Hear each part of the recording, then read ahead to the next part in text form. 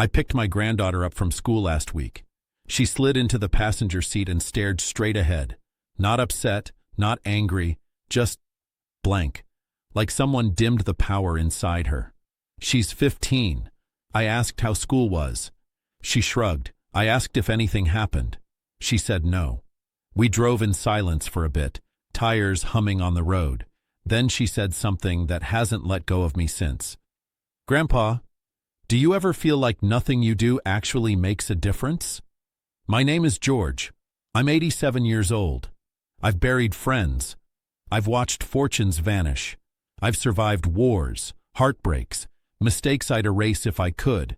And that question, coming from someone just starting life, hit harder than any of it. Because I've asked myself the same thing. The only difference is this. She's looking forward. I'm looking back.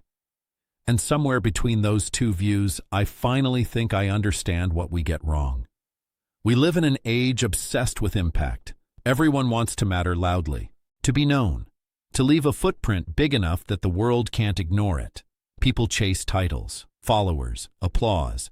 They measure their worth by visibility. I don't blame them. I really don't. But after nearly 9 decades on this planet, here's what I know. The things that truly matter almost never feel important while you're doing them. Let me tell you about a woman named Margaret. She lived down the street from us for over 40 years. Never married, no children, 3rd grade teacher, same school, same classroom. Every year, when she retired, the school held a small ceremony. A folding table, a plaque, a handful of co-workers. That was it. 2 years later, Margaret passed away in her sleep. I went to her funeral expecting a quiet goodbye. The church was overflowing.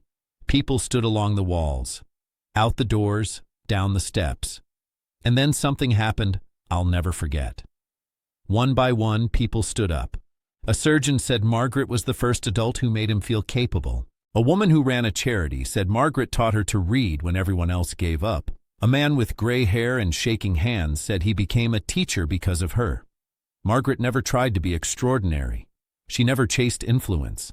She never asked to be remembered. She just paid attention. She learned names. She noticed fear. She stayed late. She showed up again the next day. And the echoes of her life are still moving through the world. That's when it hit me. We think mattering means being seen. But life is actually held together by people who are present, by quiet moments, small decisions, ordinary kindness. When I was 39, my life was unraveling, business failing, drinking too much, sleeping too little. One night I sat in my car outside a bar, arguing with myself. Then a man named Tom, someone I barely knew, knocked on my window. He said he was grabbing coffee and asked if I wanted to come. That was it.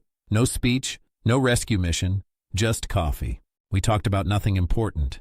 Kids, books, weather. And somehow, I didn't go into that bar. I went home. Tom probably forgot that night by morning. I never did.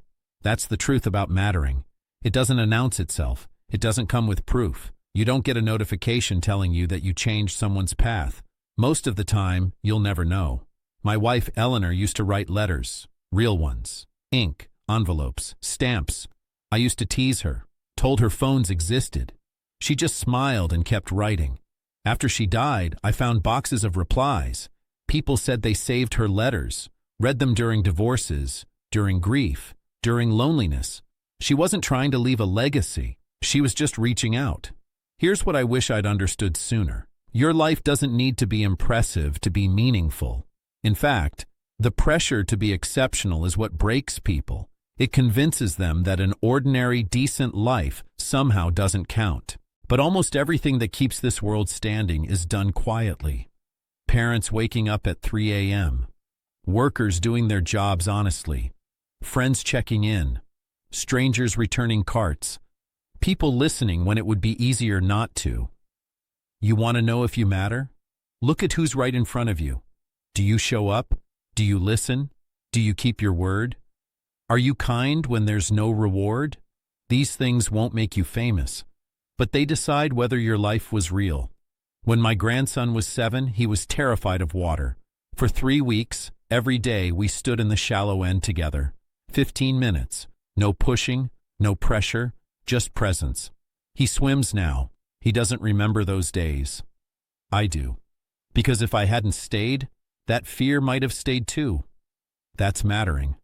Not because it's big, because it's true. The older I get, the clearer it becomes. Status fades. Achievements blur. People forget what you did, but they remember how you made them feel. Last week, a cashier looked exhausted. I asked how she was. Really asked. She told me about her sick mother. Double shifts. We talked for 3 minutes. I told her she was doing something honorable. She thanked me twice. Did it change the world? No. Did it matter? I believe it did. So here's my answer to my granddaughter. Yes. What you do matters, just not the way the world measures it. It matters when you choose patience, when you stay instead of leaving, when you help without being seen, when you care when it's inconvenient. Significance doesn't live in the spotlight. It lives in the quiet work of being human with other humans. I'm 87. When I think about what I want my life to mean, I don't think about recognition. I think about love given freely, moments fully present, conversations where I listened. Those are the things that last. If this reached you, share it with someone who needs it. Tell me one small thing you're going to pay attention to this week. I've got a little time left, and I'd like to spend it talking to people who are actually listening.